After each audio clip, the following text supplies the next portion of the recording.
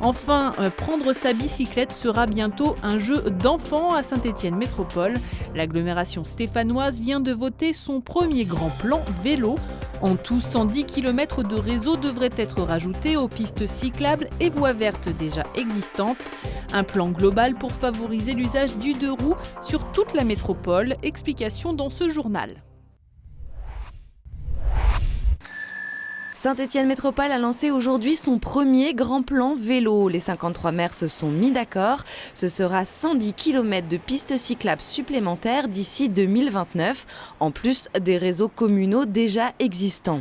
41 millions d'euros sont investis par la métropole pour ce plan qui se base sur le projet proposé par l'association Aussi Vélo. Le rêve derrière tout ça, c'est de passer d'une ville, d'une métropole de Saint-Étienne où la pratique du vélo est relativement faible, à l'une des villes les plus en pointe sur le vélo en l'espace de 10 ans.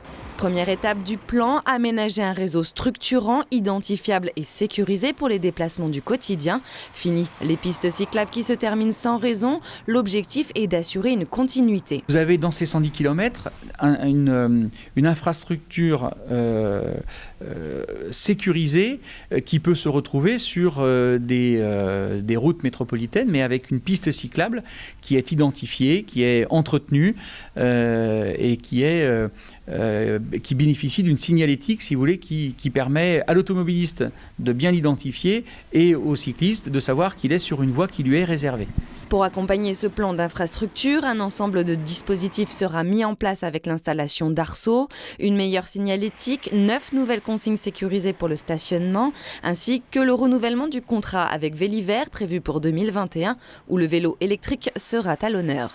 Ce que je souhaiterais, c'est que le vélo électrique puisse faire partie des services de la location courte durée. Il est possible aujourd'hui, mais uniquement en longue durée, parce que dans une ville collinaire, avec nos villes également de vallée, bien sûr, il faut savoir monter les côtes. L'objectif, c'est aussi d'améliorer la qualité de l'air, l'environnement, et toutes ces mesures, qui sont des mesures de déplacement et de mobilité, rentrent également dans les mesures de nos politiques environnementales. Parallèlement à ce plan vélo du quotidien, 2 autres projets touristiques cette fois-ci. Le premier constituera en l'aménagement des berges du Gier avec une voie verte pour rejoindre la Via Rona à Givors. Et le second à l'ouest du département avec la création d'itinéraires longeant la Loire jusqu'à Roanne.